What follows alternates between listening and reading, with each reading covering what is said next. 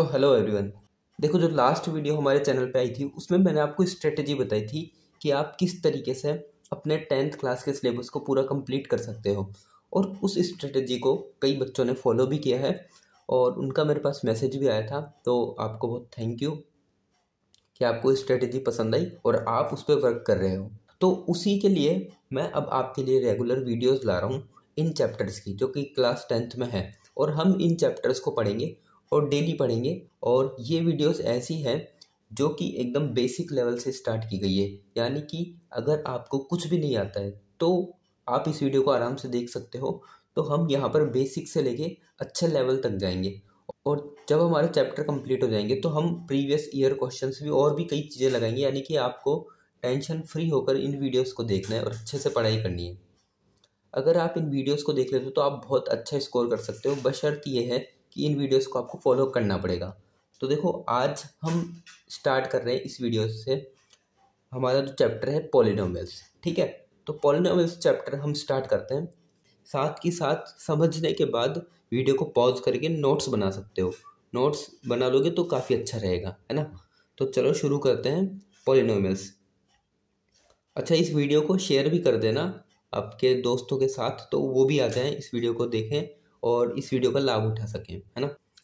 तो पॉलिनोमियल्स, अब देखो पॉलिनोमियल्स क्या होता है, सबसे पहले ये समझ में आना चाहिए आपको, है ना। तो पॉलिनोमियल्स अगर आप देखो तो ये आपको इस वर्ड को पढ़ने से ही समझ में आ जाएगा। क्या? पॉली। देखो, इसको अगर मैं तोड़ता हूँ तो एक तो वर्ड बना पॉली और दूसरा बना नोमियल्स। ठीक है, अब आपको ये समझना है कि पॉली मतलब होता है मैनी, यानी बहुत सारे, बहुत सारे। और नोमियल्स से आप समझ सकते हो टर्म्स। अब देखो, मैं टर्म्स आपको समझाता हूँ क्या होता है। पता है तो बहुत अच्छी बात है, नहीं पता है तो मैं आपको समझाता हूँ। देखो, पॉली तो आपको समझ में आ गया, बहुत सारे। नोमियल होता है टर्म्स। अब देखो, टर्म्स क्या होती है। जैसे कि मैं बात करता हूँ, मैंने लिख दिया 2+3x। ठीक है, अब ये जो है ना, ये एक एक्सप्रेशन बना है। अगर हम बहुत सारे टर्म्स को मिला के एक साथ लिख दें, प्लस करके या माइनस करके, तो वो जो चीज़ बनती है उसे हम एक्सप्रेशन बोलते हैं। ठीक है, और जो ये सिंगल सिंगल चीज़ें, ये एक, ये अब मान लो मैं यहाँ पर प्लस में एक और चीज़ लिख देता हूँ, ये, तो ये सब क्या है, अपनी अपनी एक टर्म है। ठीक है, अब देखो टर्म कब डिफाइन होगी। टर्म डिफाइन का मतलब ये है, क्या ये एक टर्म है, चलो इसमें तो एक ही नंबर है। अब ये 3x है, क्या ये एक 3 एक टर्म है और x एक टर्म है, या फिर ये कंप्लीट एक टर्म है, या फिर ये कंप्लीट एक टर्म है। तो देखो, यहाँ पर टोटल 3 टर्म्स है। एक चीज़ ध्यान रखना, टर्म कब बनेगी, जब भी बीच में प्लस या माइनस आ जाता है तो वो कंप्लीट एक टर्म होगी। अगर बीच में मल्टीप्लाई है या डिवाइड है तो वो टर्म नहीं होगी। ठीक है, ये ध्यान रखना।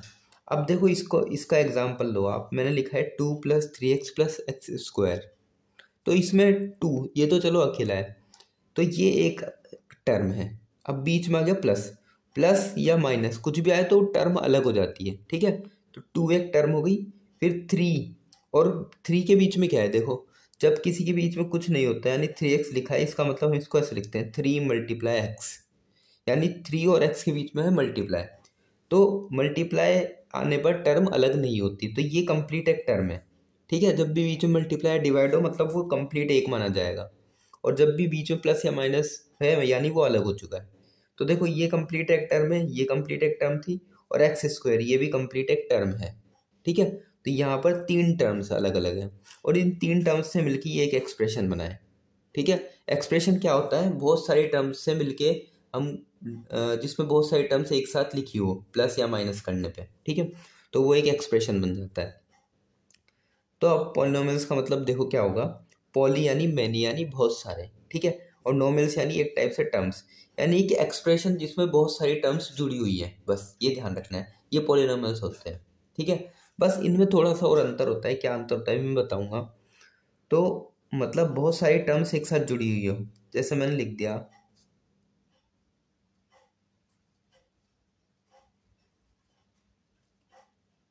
ये लिख दिया मैंने,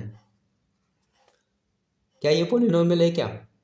अब देखो, इसमें क्या है, बहुत सारी टर्म्स एक साथ जुड़ी हुई है।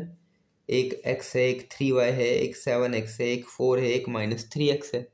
तो क्या ये एक पॉलिनॉमियल है क्या? अब देखो एक चीज़ ध्यान देना, क्या मैं इसको ये अभी आपको बहुत सारी टर्म्स दिख रही है, पर एक चीज़ ध्यान देना, जैसे लाइक टर्म क्या होती है?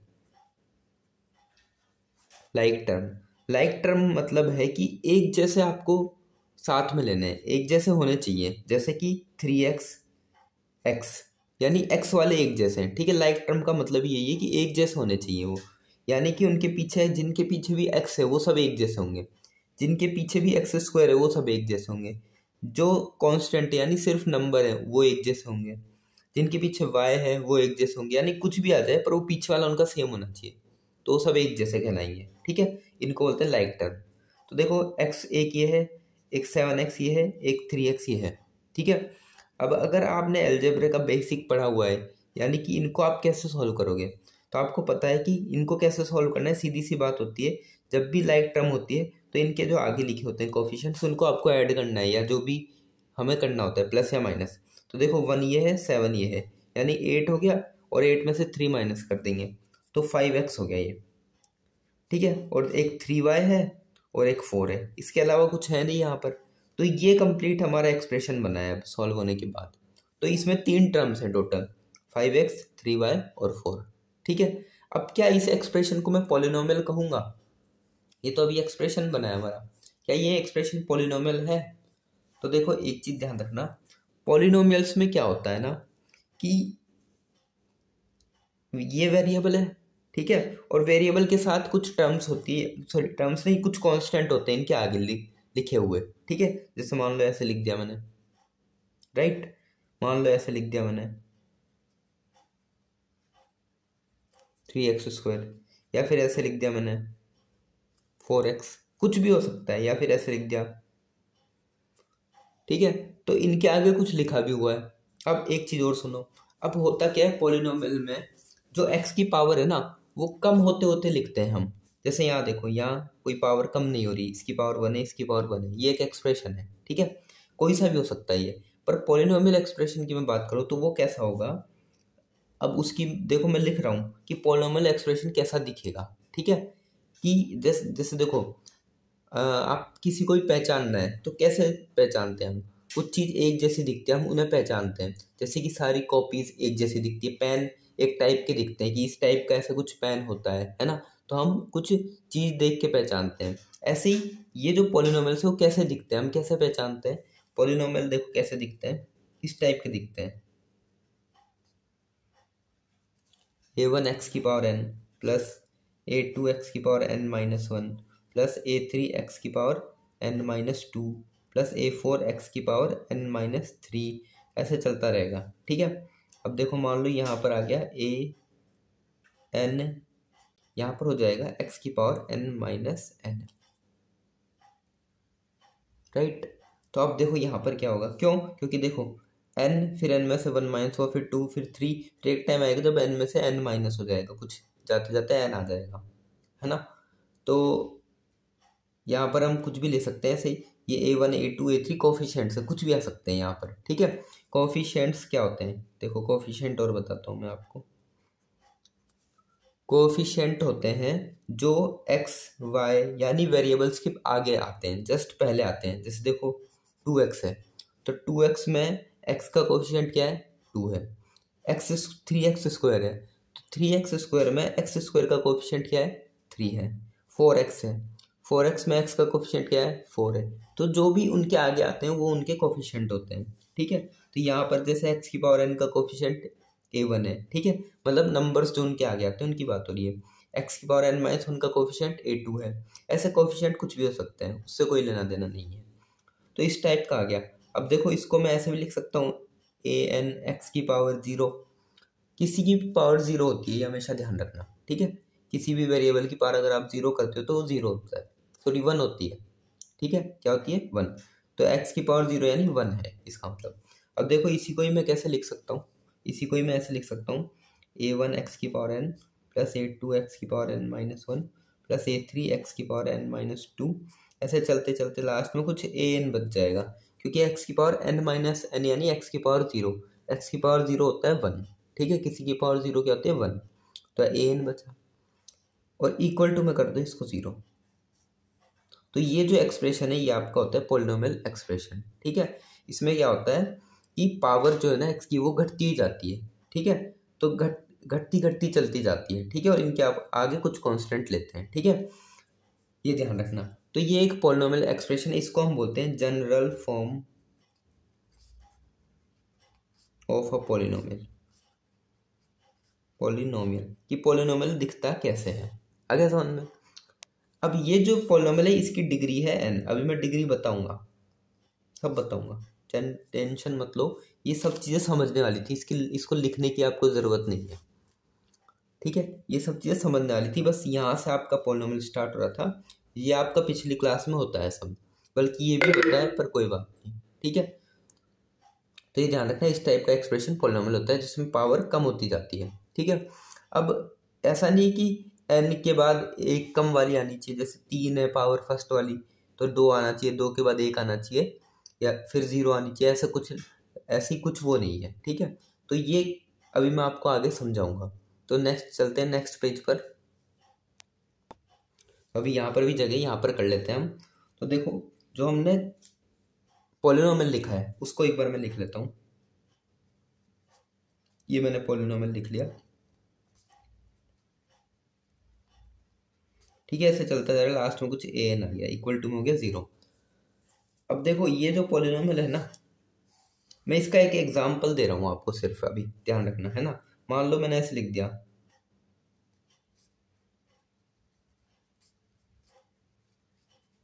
ये लिख दिया। ठीक है, तो देखो यहाँ पर क्या है, अब ये a1 a2 a3 ये तो कोफिशिएंट है, इनके आगे कोई भी नंबर आ सकता है, तो यहाँ पे तो कुछ भी आ सकता है इनके आगे। ठीक है, यहाँ जैसे 2 आ गया, या एक्स स्क्वायर के आगे 3 आ गया, यहाँ 1 आ गया, ये कांस्टेंट है। ठीक है, उससे हमें लेना देना नहीं है। अब यहाँ देखो, x की पावर 3 है, पहले n था, फिर n में से एक कम हुआ, एक कम हो गया 2 रह गया, फिर एक और कम हो गया तो x की पावर 1 हो गया ये, और फिर 0 हो गया। ठीक है, तो ये एक पोलिनोमियल एक्सप्रेशन है, इसमें कोई डाउट नहीं है। पर ये ध्यान रखना, जरूरी नहीं हो कि ऐसे नंबर से कम होते जाएंगे पोलिनोमियल, तभी वो पोलिनोमियल कहलाएगा। ठीक है, ऐसी कोई जरूरी क्या बोलते हैं रूल, ऐसा कोई रूल नहीं है, है ना, कि ऐसे कम होते जाते हुए ही लिखेंगे हम। मैं ऐसे भी कर सकता हूँ, देखो मान लो ये लिखा है तो ये भी एक पोलिनोमियल एक्सप्रेशन होगा, आगे समझ में। क्योंकि यहाँ पर पता है क्या हो जाएगा, यहाँ पर जो a2 है और जो a3 है वो 0 हो जाएंगे। मान लो a2 की वैल्यू 0 हो गई, तो a2 की वैल्यू 0 यानी ये कंप्लीट टर्म 0, यानी x की पावर 2 वाला 0, और ऐसे ही अगर a3 0 हो गया तो x की पावर 1 वाला भी 0। तो यहाँ पे कोई ऐसा रूल नहीं है कि ये होने ही ज़रूरी है, लाइन से घटते हुए चलते ज़रूरी है, कुछ भी आ सकते हैं इसके अंदर, बस जनरल फॉर्मेट ये होता है। अब देखो इसमें अगर ये 0 हो गया a2 और a3, तो फिर यही तो फॉर्म बन जाएगी ना, मतलब ये 0 हो सकते हैं, ऐसी कोई वो नहीं है। ठीक है, पर अगर मैंने देखो यहाँ पे क्या लिख दिया, general form of a polynomial of degree n, मैंने यहाँ ऐसा क्यों लिखा है कि ये जनरल फॉर्म है उस पोलिनोमियल की जिसकी डिग्री n है। अभी देखो डिग्री में समझाऊंगा, यहाँ पे मैंने डिग्री n इसलिए बात की क्योंकि ये देखो यहाँ हाईएस्ट पावर n है, उसके बाद पावर कम होती जा रही है, क्या n से बड़ी कोई पावर है, नहीं है। तो देखो अगर ये पोलिनोमियल n डिग्री का है तो इसमें a1 0 नहीं हो सकता, क्योंकि अगर a1 0 हो जाएगा तो ये टर्म 0 हो गई ना, और ये टर्म 0 हो गई तो फिर तो ये होना चाहिए ना हाईएस्ट पावर n-1, आया समझ में। तो ये ध्यान रखना कि मैं जो डिग्री की बात कर रहा हूँ वो डिग्री क्या चीज़ है। अब देखो मैं डिग्री आपको समझाता हूँ, तब आपको और ये चीज़ क्लियर होगी। देखो डिग्री, डिग्री क्या होती है, डिग्री होती है highest power of the polynomial. Polynomial की हाईएस्ट पावर क्या है। ठीक है, अब देखो पावर और डिग्री में क्या अंतर है। पावर, मुझे ये बताओ इसमें पावर क्या है पोलिनोमियल की। अब पावर आप 3 नहीं बोल सकते या 1 नहीं बोल सकते। देखो यहाँ पर पावर 3 है, यहाँ पर पावर 1 है, या फिर ऊपर वाले में बात करें तो यहाँ पर 3 है, यहाँ पर 2 है, यहाँ पर 1 है। तो ये तो इनकी पावर्स है कि x की पावर यहाँ 3 है, यहाँ x की पावर 2 है, यहाँ x की पावर 1 है, ये तो इनके ऊपर पावर है। पर डिग्री क्या होगी, degree is the highest power of the polynomial, यानी जो पोलिनोमियल है ये कंप्लीट एक पोलिनोमियल है, इसकी सबसे बड़ी पावर क्या है उसको हम डिग्री कहेंगे। तो इसकी सबसे बड़ी पावर 3 है, तो इसकी पॉलिनोमियल की डिग्री हम 3 बोलेंगे। ऐसे ही नीचे वाले की हाईएस्ट पावर देख लो, बस यहाँ 1 है यहाँ 3 है, तो ये भी क्या है, एक पॉलिनोमियल है और इसकी डिग्री भी क्या है, 3 है। आया समझ में? तो डिग्री और पावर में ये अंतर है, डिग्री हाईएस्ट पावर होती है और पावर इंडिविजुअली कुछ भी हो सकती है हर एक की, ठीक है। तो पावर डिग्री पॉलिनोमियल की देखी जाएगी, आया समझ में। और पावर तो इंडिविजुअल टर्म्स की भी देख सकते हो आप, जैसे यहाँ पर x की पावर 3 है, यहाँ x की पावर 2 है, पर डिग्री पूरे पॉलिनोमियल की बात होगी कि पॉलिनोमियल की डिग्री क्या है, 3 है, क्योंकि 3 हाईएस्ट पावर है। तो देखो अब मैं पीछे जो जनरल फॉर्मेट बता रहा था आपको, तो तब मैंने बात की थी यहाँ पर कि ये जो जनरल फॉर्म है of a polynomial of degree n degree के पॉलिनोमियल की जनरल फॉर्म है ये, मैंने ऐसे बात की थी। तो डिग्री n लिखा है मैंने, यानी हाईएस्ट पावर इसमें कितनी होनी चाहिए, n होनी चाहिए, और हाईएस्ट पावर अगर n है तो a1 0 नहीं हो सकता, ठीक है। तो यहाँ पर हम ये भी लिख सकते हैं कि a1 can not be equal to 0, a1 तो 0 हो ही नहीं सकता। अगर a1 0 हो गया तो ये कंप्लीट टर्म 0, ये कंप्लीट टर्म 0, तो हाईएस्ट पावर n-1 बचेगी, आया समझ में। तो ये ध्यान रखना आप। तो इसे हम जनरल फॉर्मेट बोल देते हैं किसी भी पॉलिनोमियल का। जनरल फॉर्म मैंने आपको बताई थी, जनरल फॉर्म क्या होती है कि कोई चीज़ कैसी दिखती है। हम जनरल फॉर्म बहुत चैप्टर्स में पढ़ेंगे और बहुत बार पढ़ेंगे, ठीक है। तो इसलिए अभी से लर्न करना शुरू कर दो इन चीज़ों को। तो जनरल फॉर्म होती है कि कोई चीज़ कैसी दिखती है, ठीक है, जनरली कैसी होती है। जैसे कार है, कार की जनरल फॉर्म बताऊँ तो कार किस शेप की दिखती है, लगभग सभी कार, एक कार को आप कैसे पहचानते हो, वो उसकी जनरल फॉर्म होती है, ठीक है। ऐसे ही इक्वेशन है, इक्वेशन को आप कैसे पहचानते हो कि एक इधर कुछ एक्सप्रेशन लिखा होगा और इक्वल टू में कुछ लिखा होगा, तो इस टाइप की जो इस टाइप का जो वो होता है उसको हम क्या बोलते हैं, इक्वेशन बोलते हैं, ठीक है। तो ये जनरल फॉर्मेट है कि वो चीज़ें कैसी दिखती है, तो सेम यहाँ पर है, ठीक है।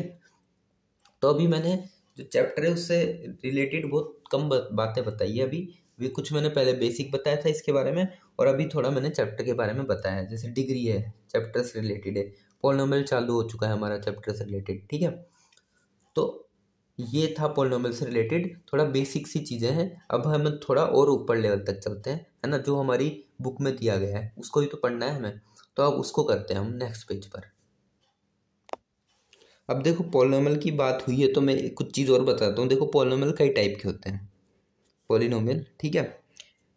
सबसे पहला है मोनोमियल, ठीक है। अब मोनोमियल क्या है, मोनोमियल होता है जिसमें सिर्फ एक टर्म होती है, सिंगल टर्म, ठीक है, सिर्फ एक टर्म है, इसमें कुछ भी हो सकती है, आगे समझ में। तो जैसे मैंने लिख दिया 2, ये भी एक मोनोमियल है, एक टर्म ही तो है इसमें। x² लिख दिया, ये भी एक मोनोमियल है। x लिख दिया, y लिख दिया, 2xy लिख दिया, ये सब क्या है, मोनोमियल है, क्योंकि ये सब सिंगल टर्म्स से क्या है, सिंगल टर्म्स है, तो ये सब क्या है, मोनोमियल है। दूसरा है बाइनोमियल। बाइनोमियल क्या है, जिसमें दो टर्म्स होती है, 2 टर्म्स, ठीक है। 2 टर्म्स जैसे देखो 2x + 3y, ये 2 टर्म्स हो गई, एक और एक, 2 टर्म्स कब अलग अलग होगी, देखो जब बीच में प्लस आ जाएगा या माइनस आ जाएगा, तो बीच में प्लस आ गया ना, यानी 2 टर्म्स हो गई। ये 4 टर्म्स नहीं कही जाएगी कि 1 2 3 4, नहीं, मैंने क्या बताया, मल्टीप्लाई अगर बीच में होगा तो वो टर्म अलग नहीं होगी, वो कंप्लीट एक काउंट होगी, ऐसे ही ये कंप्लीट एक काउंट होगी, ठीक है। तो ये 2 टर्म्स हैं। हो सकता है ऐसे हो जाए, देखो कुछ भी आ जाए उससे कोई लेना देना नहीं, बस प्लस या माइनस से सेपरेटेड होनी चाहिए, 2 होनी चाहिए, एक और एक, ये 2, बात खत्म, ठीक है। ऐसे ट्राइनोमियल हो जाएगा जिसमें 3 टर्म्स हो, ठीक है, जैसे कि ये लो, ये 3 टर्म्स हो गई, और लिखना हो तो ये लो, 3 टर्म्स हो गई, कुछ भी लिख सकते हो, बस 3 से सेपरेटेड होना चाहिए, पर ऐसे नहीं लिख सकते, देखो मैं ऐसे लिख दूं, अब देखो ये 3 टर्म्स नहीं है, दिखने में तो 3 टर्म्स लगेगी, पर जब मैं सॉल्व करूंगा तो ये एक टर्म बन जाएगी। कैसे, सब x वाले लाइक टर्म्स है, ठीक है, लाइक टर्म्स है, यानी कि ये ऐड हो जाएंगी या माइनस हो जाएगी, जो भी है। तो देखो 2 और 1 3, 3 में से 5 गए तो -2, और x एज इट इज लग जाएगा, तो -2x आया ये। तो ये क्या है, एक टर्म ही तो है, दिखने में तो 3 दिख रही थी, पर ये क्या है, सिर्फ एक टर्म है। जब आप सॉल्व करोगे इसे तब आपको ये पता चलेगा कि ये तो एक टर्म है, ठीक है। तो ये धोखा देने वाली चीज़ है, तो इनसे आपको बच के रहना है, इनको पहले ही समझ जाना है, ठीक है, कि ये क्या हो रहा है यहाँ पर। तो ये सब क्या है, ये एक टर्म है अगर आप इनको सॉल्व करोगे तो इसे हम मोनोमियल की कैटेगरी में डालेंगे, ये कोई ट्राइनोमियल नहीं है। ऐसे ही फिर बहुत सारी चलती क्वाड्रोमियल, ऐसे आगे चलता जाएगा तो टर्म्स बढ़ती जाएगी। फिर लास्ट में पोलिनोमियल। पोलिनोमियल हम जनरली काउंट करते हैं 3 या 3 से ज़्यादा टर्म्स वाले के लिए, ठीक है। जिसमें 3 या 3 से ज़्यादा टर्म्स आ जाती है उसको हम पोलिनोमियल की कैटेगरी में रखने लग जाते हैं। आगे समझ में? तो उस एक्सप्रेशन को हम पोलिनोमियल कहने लग जाएंगे। तो हमें जो पढ़ना है ना, हमें इस टाइप के पोलिनोमियल्स पढ़ने हैं जिसमें पावर ऐसे कम होती है, ठीक है। और जनरली जो पोलिनोमियल्स हमें पढ़ने हैं ना, वो पढ़ने हैं हमें क्वाड्रेटिक पोलिनोमियल्स। अभी मैं बताऊंगा आपको क्वाड्रेटिक पोलिनोमियल्स क्या होते हैं।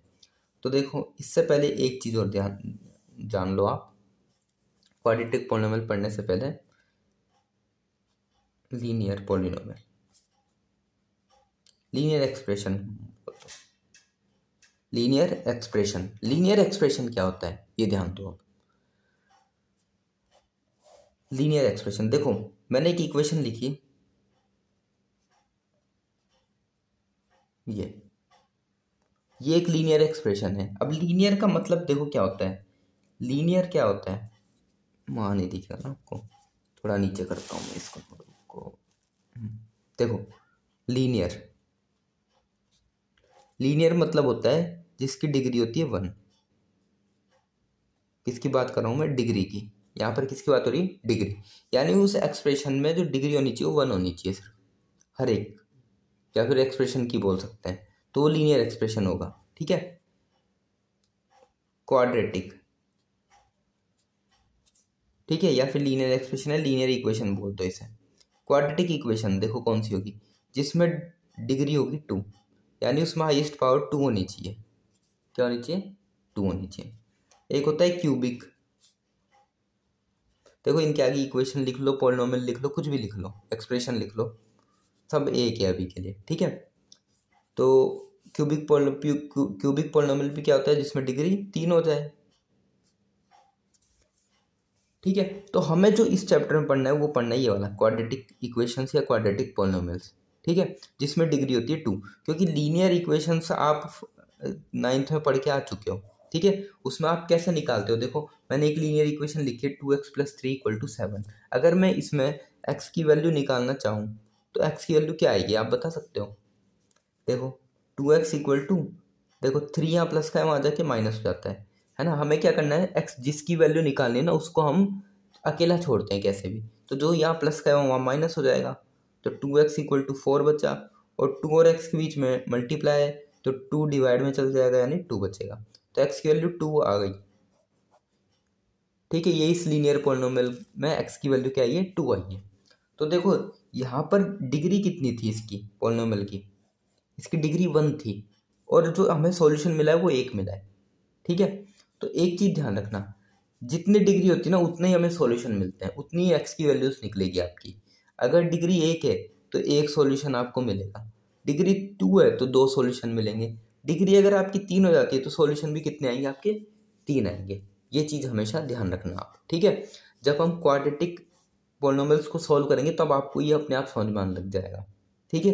वहाँ हमेशा हमारे पास एक्स की 2 वैल्यूज़ निकलेगी, जैसे यहाँ पर मैंने बताया ना डिग्री 2 है तो 2 वैल्यूज़ मिलेगी, डिग्री 1 थी तो 1 वैल्यू मिलती थी। 9th में आपने पढ़ा होगा जब आप एक्स की वैल्यूज़ निकालते थे तो 1 ही तो वैल्यू आती थी वहाँ पर, है ना। यहाँ पर अभी 2 आएगी क्योंकि यहाँ पर डिग्री 2 होने वाली है उस पॉलिनोमियल की, ठीक है। चलो आगे चलते हैं। अब देखो मान लो हमें चेक करना है, मान लो क्या, देखो हमें क्या करना होता है, चेक करना होता है, ऐसे क्वेश्चन होते हैं, है ना, कि ये पॉलिनोमियल है या नहीं है, ठीक है। क्योंकि देखो हर एक एक्सप्रेशन पॉलिनोमियल नहीं कहा जाएगा, है ना। तो चेक कैसे करना है आपको कि ये पॉलिनोमियल है या नहीं है, तो देखो पॉलिनोमियल की कुछ कंडीशन है वो उसको सेटिस्फाई करनी चाहिए, तब हम बोलेंगे कि हाँ ये पॉलिनोमियल है, ठीक है। कंडीशन क्या है कि कोई भी पॉलिनोमियल है उसकी जो एक्स की पावर होती है वो रूट में नहीं होनी चाहिए, सबसे पहली बात, ठीक है। जो पावर है हर एक एक्सप्रेशन में, सॉरी हर एक टर्म की, वो होल नंबर होनी चाहिए, होल नंबर, ठीक है। यानी 1 से स्टार्ट होके कुछ भी हो सकती है, या जीरो भी हो सकती है ना, 0 से स्टार्ट होके कुछ भी हो सकती है, पर फ्रैक्शन में नहीं होनी चाहिए सबसे पहली बात, या फिर रूट में नहीं होनी चाहिए, जैसे स्क्वायर रूट नहीं होनी चाहिए, जैसे स्क्वायर रूट x लिख दिया मैंने, या क्यूब रूट में नहीं होनी चाहिए, ठीक है। यानी पावर फ्रैक्शन में नहीं आनी चाहिए, पावर किस में होनी चाहिए, होल नंबर में होनी चाहिए। दूसरी बात, पावर ये वैसे तो यहीं से ही क्लियर होगी, नेगेटिव नहीं होनी चाहिए, पर ये नेगेटिव बताना ज़रूरी है। क्यों बताना ज़रूरी है मैं भी आपको बताता हूँ, है ना। होल नंबर नहीं होनी चाहिए तो आप देख लोगे, ठीक है। जैसे कि मैंने एक्सप्रेशन लिख दिया, ये है। अब देखो यहाँ अगर आप देखोगे तो यहाँ रूट लगा हुआ है, यानी पावर फ्रैक्शन में है। रूट का मतलब होता है 1/2, ठीक है। क्यूब रूट का मतलब है पावर है 1/3, ठीक है। या और भी आ सकते हैं 1/4, या पावर जरूरी नहीं है 1/2, 2/3 हो गई, कुछ भी हो गया, फ्रैक्शन में आ रही है यानी होल नंबर नहीं है, तो वो हमारा पॉलिनोमियल नहीं काउंट होगा, ठीक है। दूसरी बात, पावर नेगेटिव नहीं होनी चाहिए। अगर मान लो पावर नेगेटिव है तो देखो, वैसे अगर डायरेक्ट लिख दिया तो आप समझ जाओगे, जैसे मैंने ये लिख दिया ये। अब देखो यहाँ पर क्या है, पावर नेगेटिव हो गई, -1 आ गया ना, तो यहाँ तो आपको दिख गया। पर मान लो ऐसे दे दिया ये, अब यहाँ देखो, यहाँ पर क्या है ना, पावर 1, ये 1/x है। अब यहाँ पर आपको नेगेटिव पावर दिख रही है क्या, नहीं दिख रही। पर अगर मैं इसको ऊपर ले जाता हूँ, x + x⁻⁻1, तो ये नेगेटिव पावर हो गई, ठीक है। तो यहाँ पर ये नेगेटिव पावर आ गई ना, तो ऐसे आपको पता लगाना पड़ेगा कि नेगेटिव पावर कैसे होगी। यहाँ तो दिख नहीं रही, पर जब आप इसको ऐसे लेके जाओगे ऊपर तो ये क्या है, नेगेटिव पावर हो गई। ये ध्यान रखना, जब भी देखो यहाँ x⁻1 है, अगर आप ऊपर ले जाओगे तो पावर किसका साइन चेंज हो जाएगा। अगर यहाँ पावर प्लस की थी तो ऊपर जाके माइनस की हो जाएगी, ऐसे अगर ऊपर प्लस की तो नीचे आके माइनस की हो जाएगी, ठीक है। हाँ, तो ये ध्यान रखना, पॉलिनोमियल को चेक करने के लिए पावर होल नंबर में होनी चाहिए, यानी फ्रैक्शन में नहीं होनी चाहिए उसकी पावर, और दूसरा नेगेटिव नहीं होनी चाहिए, ठीक है। इसके अलावा कुछ भी होती है तो वो क्या होगी, होल नंबर में आएगी, तो वो क्या होगी, हमेशा एक पॉलिनोमियल बनेगा, राइट, ठीक है। तो अब देखो, अब हम स्टार्ट करते हैं, हमारी एनसीईआरटी का कोई क्वेश्चन उठा के देखते हैं, है ना, और उसको ट्राई करते हैं एक बार सॉल्व करना। तो इस वीडियो में इतना ही, एक काम करेंगे, ये करेंगे हम अगली वीडियो में, ठीक है। तो जो आज मैंने करा है इसको आप अच्छे से रिवाइज कर लेना, अच्छे से लिख लेना, एक एक पॉइंट को नोट बना के जैसे भी आपको लिखना हो पर लिख लेना, अच्छे से लिखना और रिवाइज जरूर करना, ठीक है। और वीडियो देखने के लिए बहुत बहुत थैंक यू। चैनल को सब्सक्राइब नहीं किया हो तो अभी कर लेना, और मैं मिलता हूँ आपसे अगली वीडियो में, ठीक है। और पसंद आया तो लाइक और कमेंट ज़रूर करना।